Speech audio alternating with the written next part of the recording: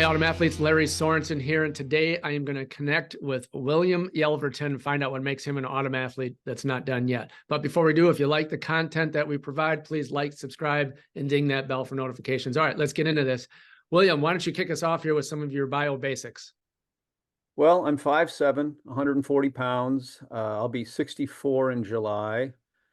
And I'm from upstate New York, but I've been living in Tennessee for 35 years now. And I have a girlfriend of 10 years, and I've never been married. And my family is athletic. My mother's a dance teacher. My brother was much more outstanding as an athlete than I was. He was a two-time state champion pole vaulter in high school. In fact, he held the state high school pole vault record in New York for 20 plus years at 16.1, which was pretty high for a pole vaulter back in 1980 out of high school. So that's my athletic family background, you can say. Any other hobbies or anything that you partake in? Well, I love the outdoors. I'm an avid hiker, boater. I bicycle. I got my first decent bicycle this year, road bike, and I'm a musician as well. Let's take a little dive back before we get into what you're doing these days. Why don't you give us just a little bit of a history of your fitness background? Well, I was an athlete in high school. I unfortunately was shut out of football because I had chronic dislocating shoulder injuries, which stopped me from doing that in 10th grade. And I focused all of my athletic endeavors toward track. I was a sprinter and long jumper, and I was really basically in it for the fun. I never really worked very hard at it. I was not elite like my brother. I was a sectional champion sprinter.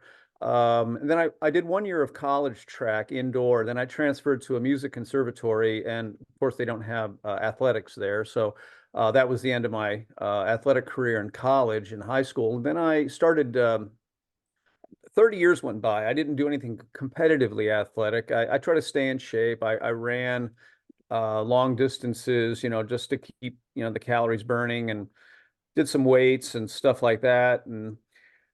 But I didn't know anything about the competing as a runner until I was in my late 40s. And the running community seemed to be very fixated on 5K races. There was like one every weekend. So I said, okay, well, I'll give that a try. And I did a few 5K races, and I worked very hard at it. I got down into the mid-19s, but which is pretty good to win local races, but it's certainly not elite. And I realized that really is not my bag. So I thought about sprinting again, and I had discovered that I could enter college meets as an unattached athlete. So I started doing that at age 50. And then one thing led to another. I started meeting other masters athletes and discovered there was a big masters athlete community, and they have USATF sponsors regional, national competitions, and the World Masters Association has a world championship every year.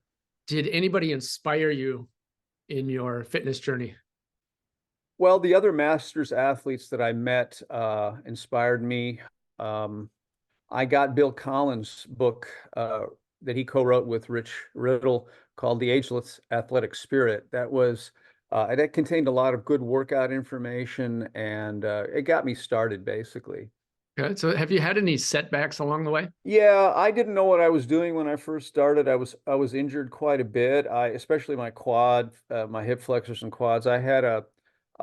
That's actually how I found my race, because I started doing what I was doing in high school, short sprints. I started doing the 100. Actually, my first race ever as a master's was an indoor short sprint, which was a 55-meter sprint. Then I started running the 100 outdoors, and I started tweaking my hamstring. So I thought, well, I'm going to try to run something that's not quite as explosive as the 100. So I started training a little bit for the 400, and I ran my first 400-meter race at age 50. And it was in a college meet at Vanderbilt. I ran, I think, 56.7 or something like that. And I thought, well, that's pretty good. I think I can do this race.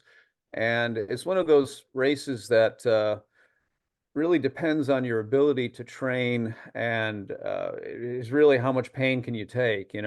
Whereas the 100 is basically, it's very innate. It's explosive, and you're pretty much born with 100-meter speed. 400-meter speed you can train, but 100-meter speed is something that is probably 80%, 90% innate.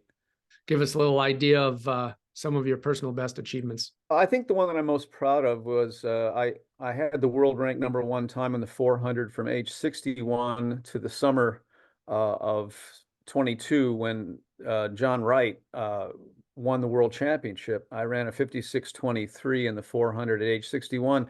And I was very disappointed that in my age 60, which is, my first year in the age group, it was taken away because of COVID. We didn't have any competition that year. And coincidentally, I was turning 60 one day before the national championship meet that year. And I was really looking forward to that because that would have been, I would have had a very good chance of winning it that year.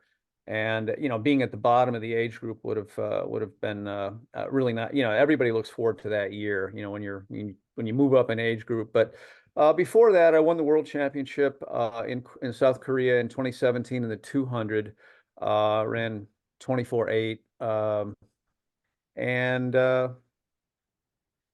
I won my first national indoor championship in 2012, and since then I've won 9 Masters championships, 7 in the 400 and 2 in the 200. What are your Masters PRs for those different events? Well, I ran a 12:17 in the 100. I ran a 55:11 outdoor and a 55:17 indoor at age 55 and 56.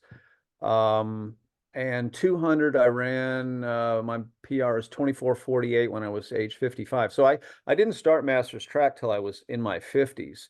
So I actually, in the 400, it's one of these things where when you get to be an old man like me, running your age in the 400 is sort of a milestone. And I did that at my first time at age 55. I ran my age at age 55. So that was, I guess, an accomplishment. So looking ahead, what are your pending events or current goals that you're chasing? Well, I thought that since I'm turning 64 this year, I'm at the top of my age group. I might just take the summer off because I haven't taken a season off and well, since I had my knee surgery back in 2019 and of course COVID. But I've already raced a lot this year. I've raced 3 times already this season, and that's kind of unusual, for January. And I'm going to focus on the Masters Indoor Championship coming up in March. And if I'll probably, I don't know, unless I start running 57s or something like that, I'll probably take the outdoor season off since I am turning 64 because I do need a break. I think I've been at this, for about 13 years now, and the only time I've taken off is, when I've been injured and also during COVID. So I'm looking ahead actually to when I turn 65 next year, the Masters Outdoor Championship. And then unfortunately that year, the World Championship will be in Gainesville, Florida, and it will be like just 3 or 4 months short of my 65th birthday. So it's not the best time for me to race a World Championship. And that's unfortunate because that's like, an hour from where my parents live. But so I'll be looking forward to the 2026 World Championship in Korea. What is your current training regimen? I'm on the track 3 days a week. Sometimes I do. I don't usually do it, but sometimes I do consecutive days, which means sometimes as many as 4 or 5 times a week on the track. It depends if I'm busy. I know, like for example, next week I'm pretty busy with work, and I'm racing on the 11th, so I may try to cram in some consecutive days this week. But generally speaking, it's every other day on the track, and on off days, I do rowing machine and Stairmaster at the gym. And during the summer, I'll do swimming and some deep water water running just to give my body a little bit of a break. I'll do some weights, some core work. I like Bulgarian squats and squat jumps, and I do a lot of band work, for the quads and stuff. So what's your favorite training exercise or activity?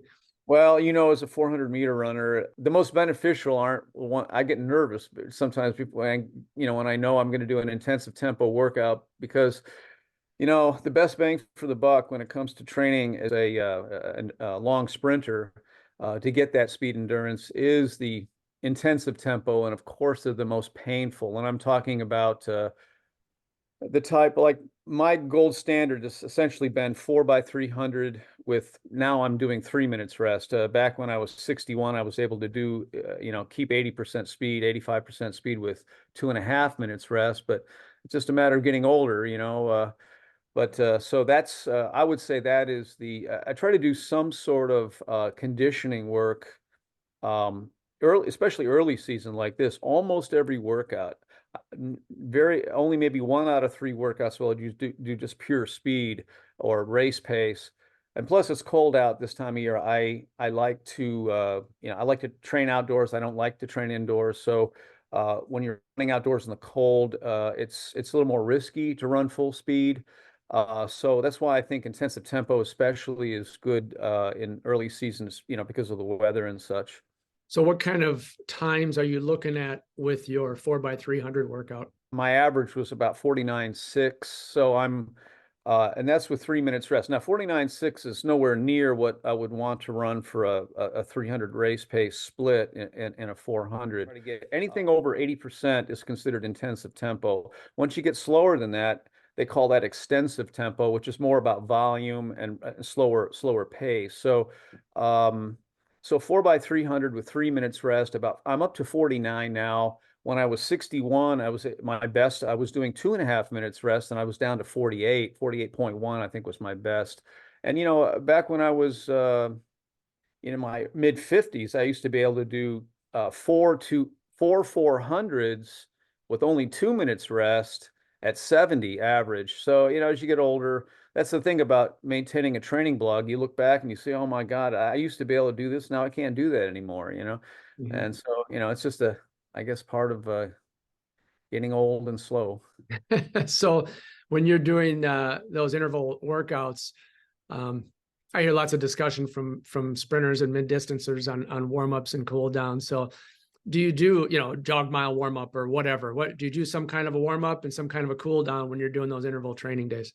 Absolutely. I mean, I think a lot of the times my warm up takes longer than my actual workout. Because I mean, an intensive tempo workout is over in, like 13 minutes of, it's just a very brief thing because you're measuring your rests and, it just goes by very quickly.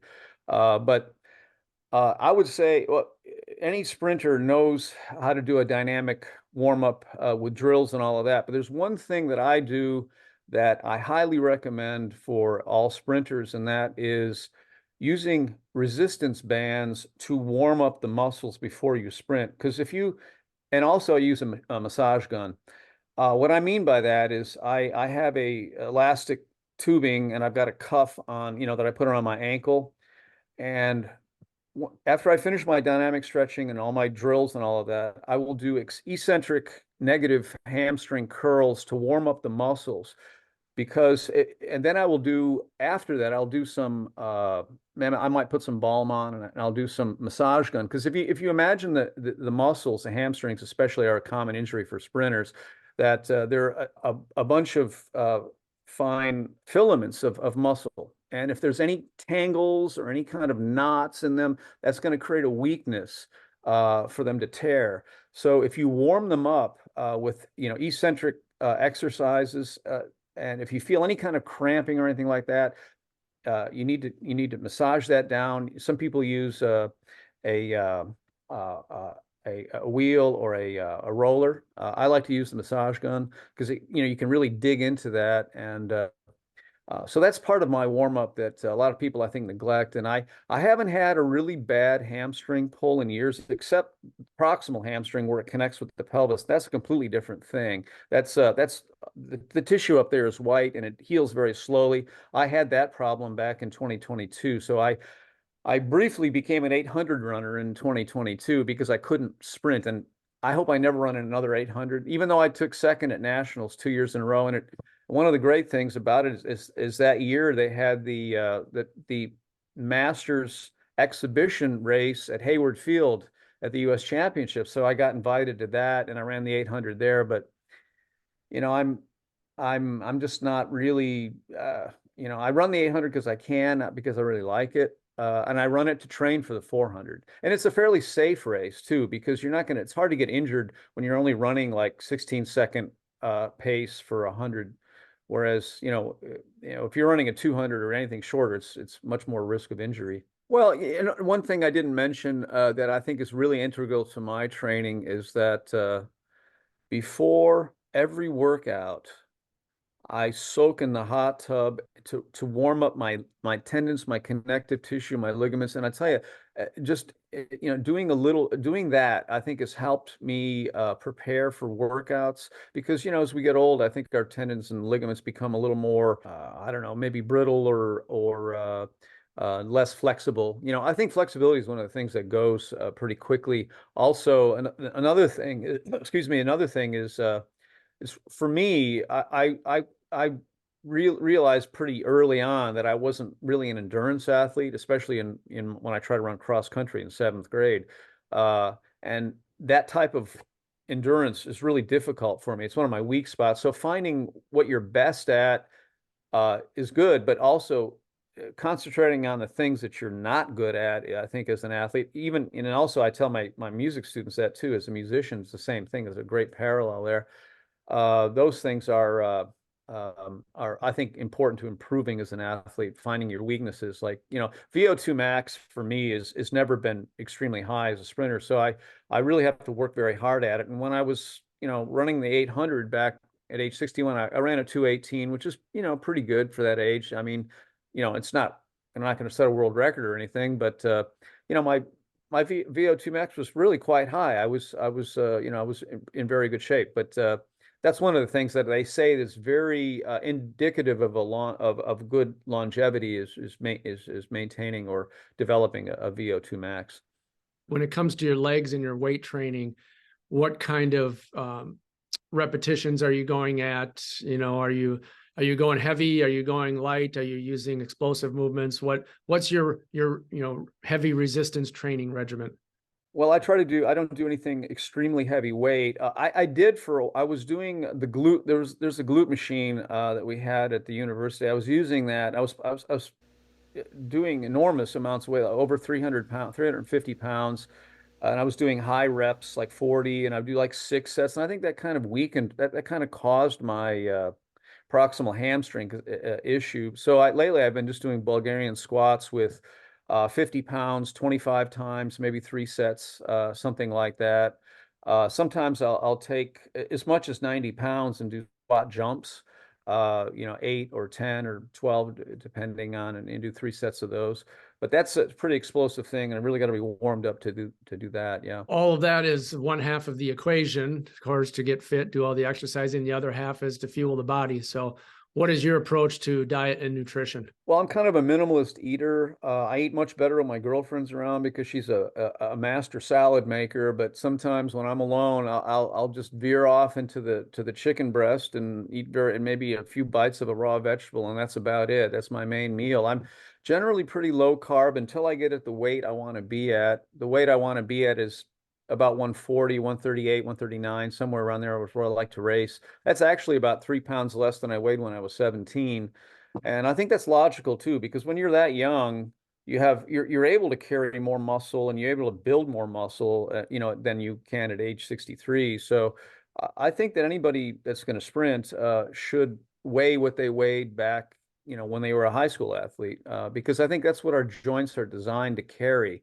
Uh, when we reach maturity, we're designed to be at a certain weight, and if we were an athlete back then, that's what we should weigh now, I think, in my opinion. All right, switching gears a little bit, let's talk a little philosophy. So what keeps you motivated to keep doing this? I'm pretty competitive, and although I'm not a world record holder like some of the people you've interviewed, I'm pretty competitive in my age group. I'm usually in the top several in the 400 every year that I've been racing, and just and it's a great community of guys. Everybody knows everybody on that level, and we all support each other, and just to be a part of that community and be competitive is what keeps me motivated. And as you know, World Masters rankings is something that's online. Everybody can see it, so everybody knows where everybody ranks in the world. And I think that I like seeing my name up there at number one. Uh, like it is right now. But it's early in the season, so I'm not bragging about that. I mean, there's a lot of great much faster guys than me that haven't raced yet this year. So I just started early. But I think just being competitive and being near the top, or being able to contend for the medals, that's motivational. I like that's why I say when I'm 64, I'm not going to be as competitive. That might be an ideal time, to take off. Plus, it adds structure to my life. I mean, I like to center my life around going to the track, working out, and I'm going to retire probably in the next 3 years, 3, 4 years, or something like that, and hope to continue that into my retirement. So would you have done anything a little differently if you could go back regards to your health and fitness journey? I might have gotten a coach. I might have. I used to love to train in spikes all the time. I mean, I would be training in spikes 100% of the time because it just felt cool. I mean, I felt fast and I could work on my form, but it's not really good for my feet, and I think it really messed up my right foot. Running turns all the time. I've got arthritis in the joint, in the talonavicular joint, and that's one of my limiting factors when it comes to volume right now is that, and it's not, it's not a functional thing like a tendon or a ligament or a muscle. It's just a pain management thing and a recovery thing. And I think that now that and there was like for a while there was this minimalist shoe fad going on, and I used to train in very minimalist shoes and spikes, and I really think that messed up my feet. But I'll tell you, these these things have been my salvation right here. These Rocket X2s by Hoka, they're designed as a racing shoe for long distance road racers, but they're carbon plated, and for me, they're a godsend. I mean, for my training because they're light. They're super responsive, and so that's what I train in. The new shoes, the new super shoes are they've been really great for my issues. Do you have a secret sauce that you could share with our audience? If you're an athlete and you want to progress, I would say measure everything, time everything, keep a blog, keep a record, go back, because a lot of times I try to one up myself. I see what's my season's best for this tempo set or whatever. And I'll tell you, the number one piece of training equipment that I never go to the track without is this. This is an beeping interval timer. Uh, I use two types of timers. I use the beeping interval timer for pace and to measure my rest intervals. And I also have a precise timer that this is really great because I wear it on my finger. So, I see a lot of people running with their phones and stuff, but this is so much easier. You can operate it with one hand and you can even get on the starting blocks with this. But this thing is absolutely essential for me because, like, say if I'm going to do a 4 by 300-meter tempo set, I will set this at 16 3 times. It'll beep every 16 seconds. So it'll keep me on pace for a 48-second 300, and then it'll beep. I set it to beep at 2:30, so I know I'm going to have to start in 30 seconds. So it's one of these things that I think is something that I couldn't be without as an athlete. So I'd like to shift gears for a second now and give you a minute to talk a little bit about some of your social media accounts. So I'll turn it over to you to tell us about some of the things you have going on online. Well, I'm a music professor. I've been teaching classical guitar for 35 years now, and I've got a YouTube music site. I'm not as active on it as I once was. Back about 10, 12 years ago, I was touring regularly. I've toured Europe a couple times as a performer with my chamber group, and also as a soloist. I've played in about 25 states. So yeah, that's one of the things I do is I play guitar, and I find that music and athletics have a tremendous amount in common because there's a physical aspect, a training aspect, and a discipline aspect to developing ability on an instrument. So I have my YouTube music site, and I also have a site that I put up videos of track meets and miscellaneous stuff, hiking, boating, and whatnot. Some of my students and whatnot. So yeah, and I also have my training blog, which I've maintained now for about 13 years now, and it's been regularly updated. I probably post 200 times a year. I mean, at least 150 times a year, every other day, even in the off season, and it's all about training, what my workouts are. what I hope to accomplish, what my racing schedule is, and all of that. I will post the links to all of those websites and social medias in the link below. So please go check those out. But I'm going to take just a second here, and I just want to show just a quick clip of some of your guitar playing. So take a look at this video for a minute.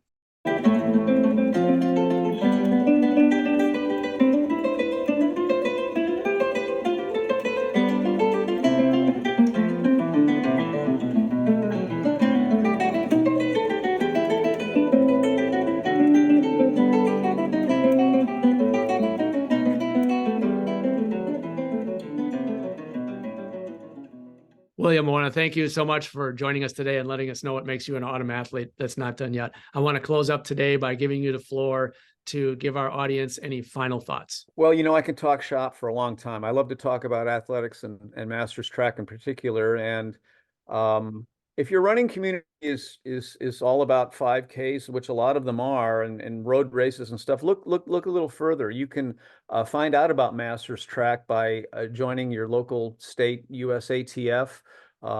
Connect with other masters athletes. And how I started was entering college track meets as an unattached. And if you're a reasonably good athlete, D3 college athletics is really not that intimidating. I mean, I was running mid-pack back, with D3 college athletes back in my early 50s, mid 50s.